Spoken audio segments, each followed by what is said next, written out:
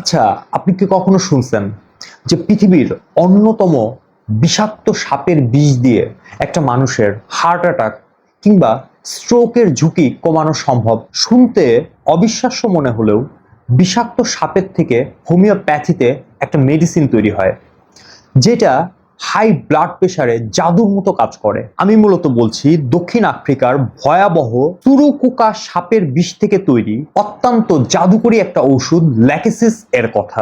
আজকের ভিডিওতে আমি মূলত আলোচনা করব হাই ব্লাড প্রেশার এর ক্ষেত্রে এই ওষুধটার এমন কিছু প্রধান লক্ষণ যা জানলে আপনি নিজেই বুঝতে পারবেন কখন কোন সময় এই ওষুধটা আপনি ব্যবহার করতে পারবেন। আসসালামু আলাইকুম, আমি Mahmud Al Hasan, BHMS third year, and welcome to my channel জু হোমিওনেট। ল্যাকেসিসের প্রথম এবং প্রধান বৈশিষ্ট্য হলো শরীরের যে কোনো জায়গায় টাইট বা আটসাট পোশাক সহ্য করতে না পারা। অর্থাৎ এই রুগীদের আপনি কখনোই এমন দেখবেন না যে তার গলার একদম উপরের যে বোতামটা, এই বোতামটা সে আটকায় রাখছে। এই বিষয়টা আপনি কখনোই লক্ষ্য করবেন না, কিংবা আপনি কখনো এইভাবেও দেখবেন না যে সে খুব টাইট করে গলায় স্কার্ফ কিংবা টাই পরে আছে। এমনকি প্যান্ট কিংবা বেল্টও তারা খুব টাইট করে কিন্তু পরতে পারে না। কাপড়ের সামান্য একটু ছোঁয়া বা স্পর্শে তাদের দম মনে হয় যে একদম আটকায় আসতেছে। হাই ব্লাড প্রেশারের রুগীদের মধ্যে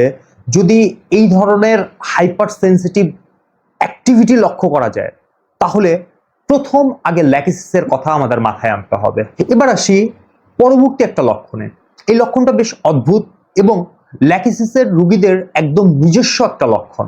আপনি কি কখনো এমন রুগী দেখছেন যারা ঘুমাইতে যাওয়ার আগে ভালো থাকে, ঘুমাইতে যাওয়ার আগে কোনো প্রবলেম নাই, বাট যখনই সে ঘুম থেকে ওঠে বা ঘুমের মধ্যে তার প্রবলেমগুলো শুরু হয়, যেমন বুক ধরফরানি কিংবা ব্লাড প্রেশার হুট করে বেড়ে যাওয়া, এই জিনিসগুলো ঘুমের মধ্যে অথবা ঘুমের পরে যায়, মানে ঘুম ভাঙার পরে এই প্রবলেমগুলো শুরু হয়। এই ল্যাকেসিসের রুগীরা বারবারই এই কমপ্লেনটাই করে যে ঘুম ভাঙার পরে তাদের যে কষ্টগুলো ছিল এই কষ্টগুলো প্রচন্ড রকমের বাড়া শুরু করে। এই রুগীরা অনেক সময় নিজেরাই ঘুমাতে কিন্তু ভয় পায়।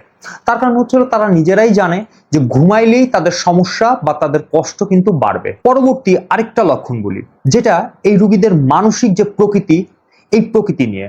এই রুগীরা কিন্তু হয় একটু বাচাল প্রকৃতির। এরা কথা বলতে খুব পছন্দ করে। আপনি এদের সাথে কথা যখন বলবেন তখন দেখবেন যে এরা খুব দ্রুত কথা বলতেছে এবং একটা টপিক থেকে আরেকটা টপিকে খুব দ্রুত এরা চলে যাচ্ছে।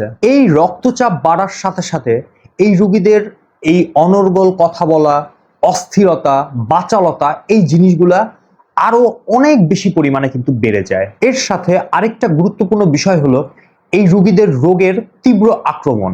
ল্যাকেসিসের রুগীদের যে কোনো ধরনের রোগ বা যে কোনো ধরনের সমস্যা তাদের শরীরের বাম দিক থেকে স্টার্ট হয়। সেটা বাঁ দিকের মাথা ব্যথা হতে পারে, বাঁ দিকের টনসিল হতে পারে, যে কোনো ধরনের পেইন হতে পারে, ইভেন বুক ধরফরানি হতে পারে। যে কোনো কিছু এদের বাঁ দিক থেকে শুরু হয় এবং এই বাঁ দিক থেকে শুরু হয়ে ধীরে ধীরে ধীরে ধীরে সেটা কিন্তু ডান দিকে আসা শুরু হয়। সবশেষে একটা বিষয় জানা খুবই জরুরি, সেটা হলো রোগের প্রকৃতি। ল্যাকেসিসের যে রোগী যারা হবেন এরা 100% অত্যন্ত গরম কাতর রোগী হন। তারা অলওয়েজ ঠান্ডা বাতাস, খোলা জায়গা, এই জিনিসগুলা খুব বেশি পরিমাণে পছন্দ করেন। ঘরের দরজা জানলা যদি বন্ধ থাকে তাহলে এরা সেটা সহ্য করতে পারে না।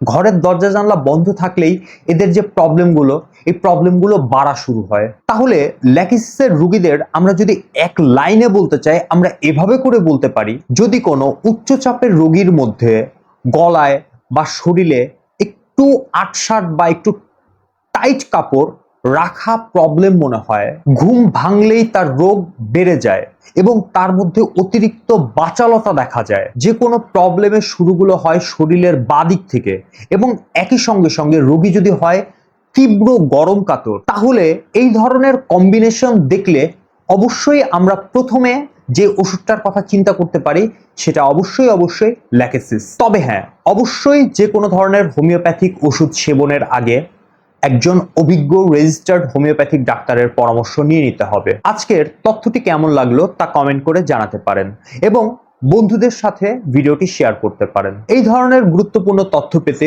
জু হোমিওনেট চ্যানেলটিকে অবশ্যই সাবস্ক্রাইব করে রাখুন। সো ভিউয়ার্স, এই ছিল আজকের ভিডিও। ইনশাআল্লাহ খুব দ্রুত দেখা হবে নতুন কোনো ভিডিও নিয়ে। ততক্ষণ পর্যন্ত সকলে ভালো থাকবেন, সুস্থ থাকবেন। আল্লাহ হাফেজ। আসসালামু আলাইকুম রাহমাতুল্লাহি ওয়া বারাকাতুহু।